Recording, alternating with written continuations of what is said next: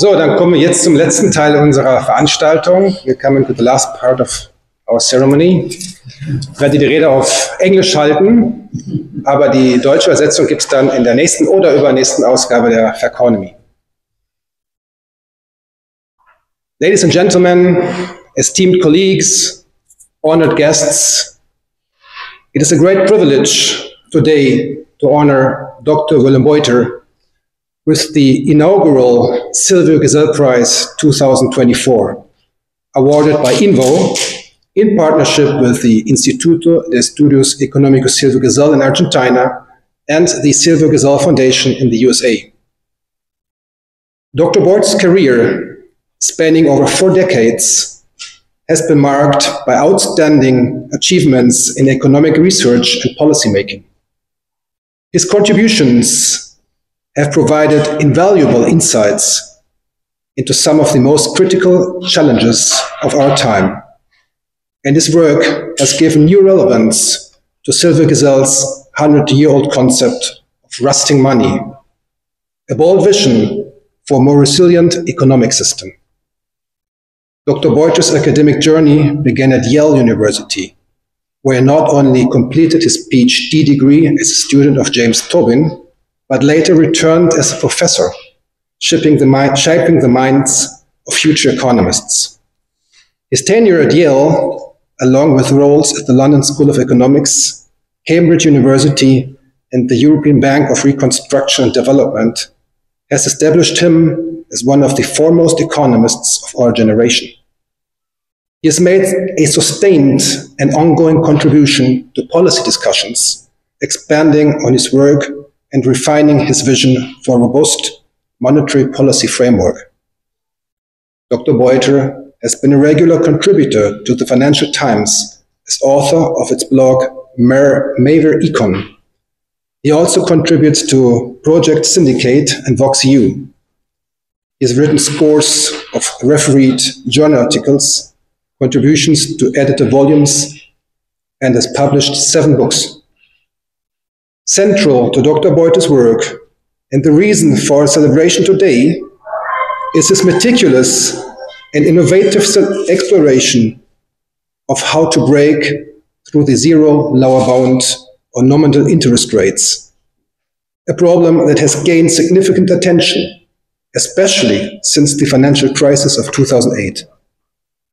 However, Dr. Buiter's visionary work on this subject goes back even further than that.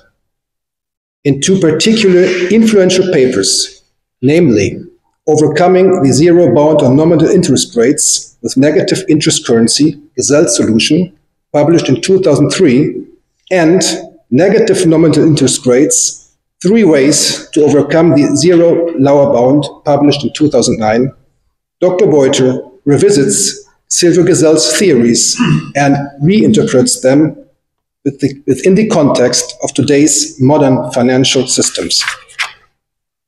The zero lower bound presents a great challenge for central banks worldwide. When interest rates approach zero, the traditional tools of monetary policies become ineffective, leaving economies vulnerable to stagnation, deflation, and crisis. Through his rigorous analysis, Dr. Buiter explores innovative solutions to this issue by proposing mechanisms that would allow interest rates to go negative, thus enhancing monetary policy's ability to stimulate demand even in times of severe downturns.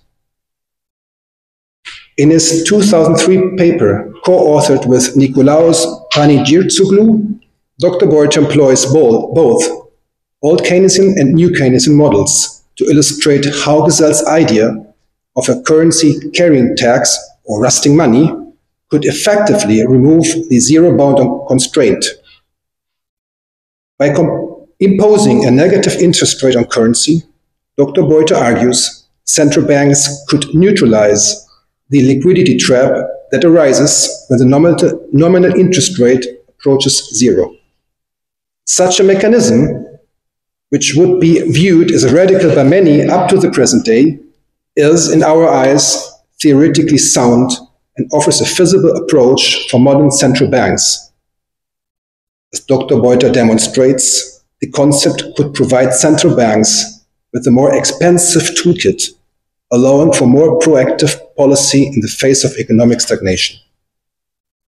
Expanding on this idea in his 2009 work, Dr. Buiter offers 3 distinct methods to overcome the zero-law bond.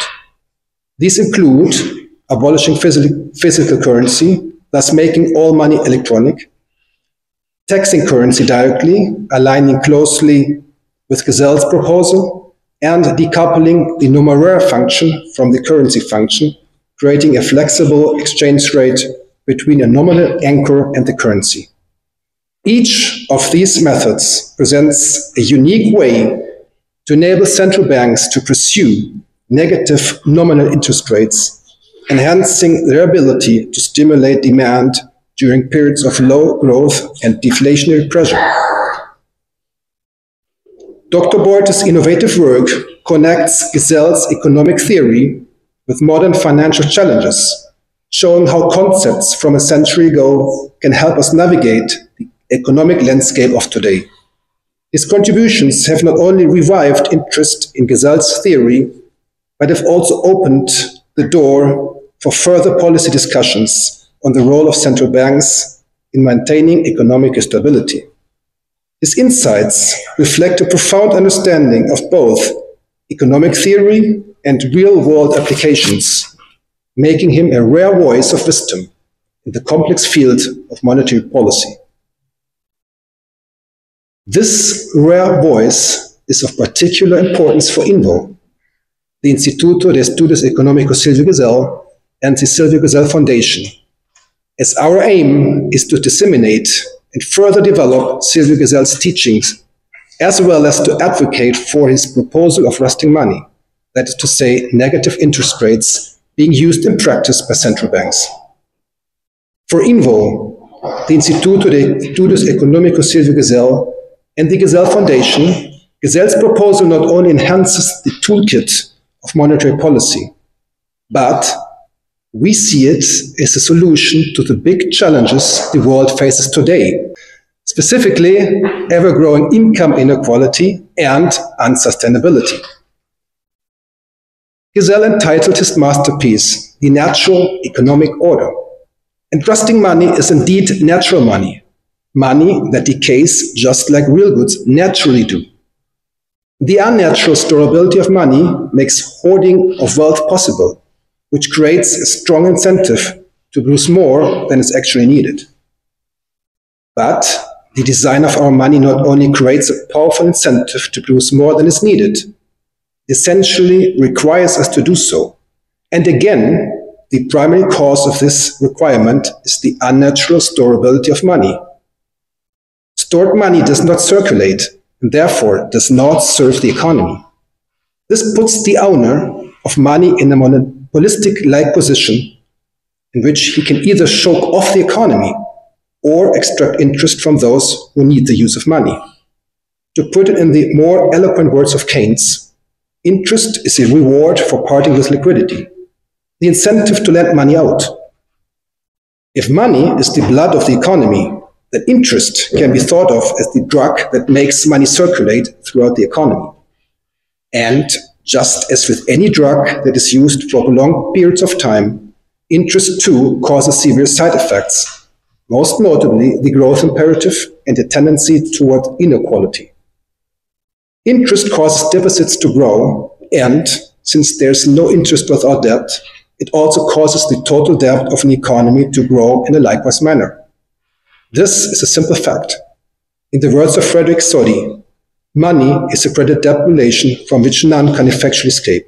And even worse, money on bank accounts does not grow linearly, but rather according to an exponential function. This fact explains why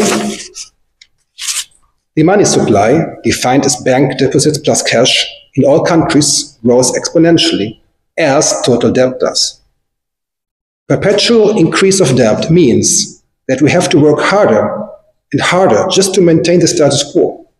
Even if a business doesn't borrow, it's not immune to the requirement to grow. Interest is the opportunity cost of any productive investment.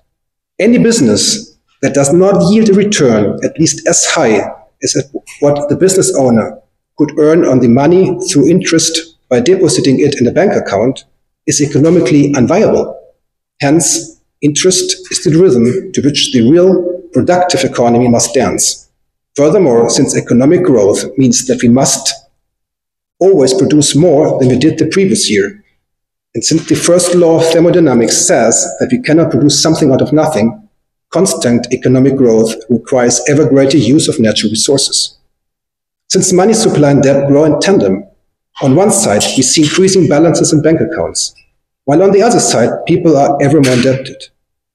This leads to exponential growth in income inequality. We believe it is necessary to formulate a new model of a market economy that is not distorted by the need to grow and by constantly increasing income inequality. This would require a different kind of money. Such a form of money was proposed by Silvio-Gesell in his work The Natural Economic Order. Gesell proposed a currency that is subject to carrying costs, such that it cannot be hoarded indefinitely and would thus circulate without the need for the payment of interest as a reward for foregoing liquidity.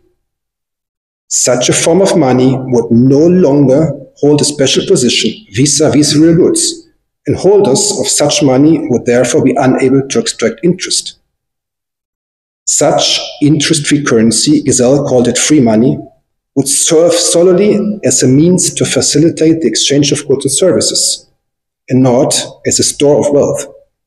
This would cause the monetary neutrality which is called for in conventional economic theory, but which does not exist with our current form of money. Almost all machines developed by human engineers have protection against positive feedback loops.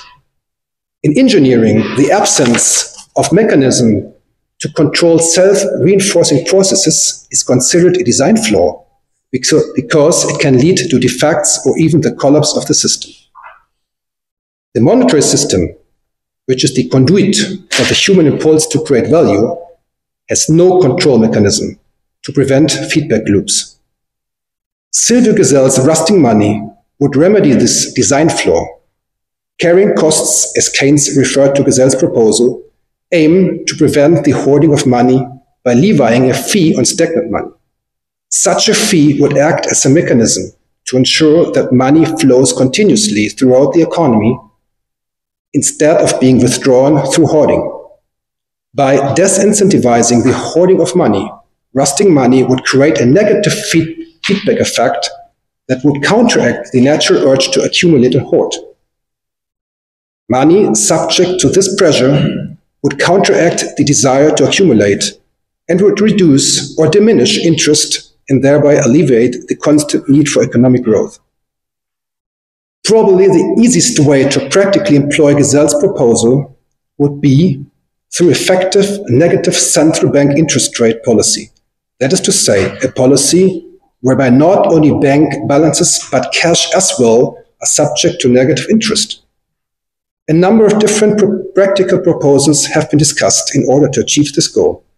Dr. Buiter, you were one of the first to endorse this idea and to provide practical advice how to accomplish it and overcome the zero lower bound of monetary policy.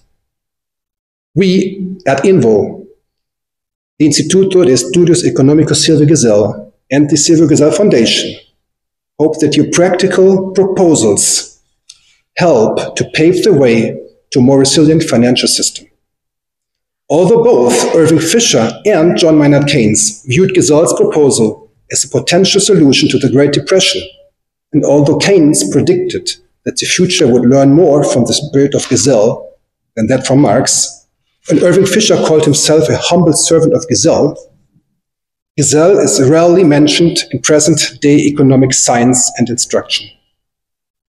Dr. Buiter, your work is an invaluable reminder to researchers and economists of the extraordinary importance of Gesell's legacy for monetary policy. And here I would like to share a nice anecdote. In 2008, I was about to publish my first paper on rusting money and negative rates, in which I cited, alongside Gesell, Dr. Buiter's papers. One of the senior professors whom I asked for advice, recommended that I should not publish a paper on Gesellian economics, or else, according to him, I would have no chance of having a university career. Obviously, I did not follow his advice. I thought to myself, if Dr. Buiter can, so can I. And thank God, I still have been able to have a career in academia. Today, as we honor Dr. Buiter with the Silvio-Gesell-Preis, we acknowledge not only his contributions to economic theory, but also his impact on policy innovation and financial resilience. And we are grateful to him for reintroducing Silvio-Gesell's idea of rusting money to contemporary practitioners and researchers of monetary policy. Dr. Willem Buiter, on behalf of INWO, the Instituto de Estudios Económicos Silvio-Gesell, and the Silvio-Gesell Foundation, it is my distinct honor to present you with the Silvio-Gesell-Prize for 2024.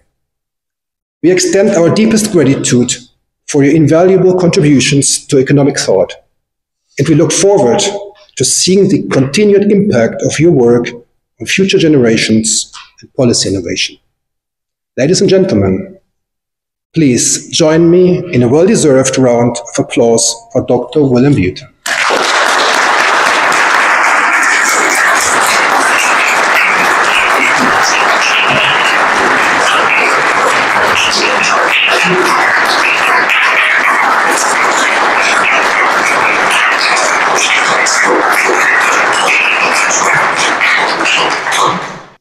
I did believe that this was not the really original contributions I made.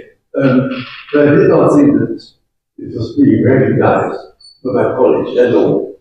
And I was wrong, and I hope that I can be wrong again in the future.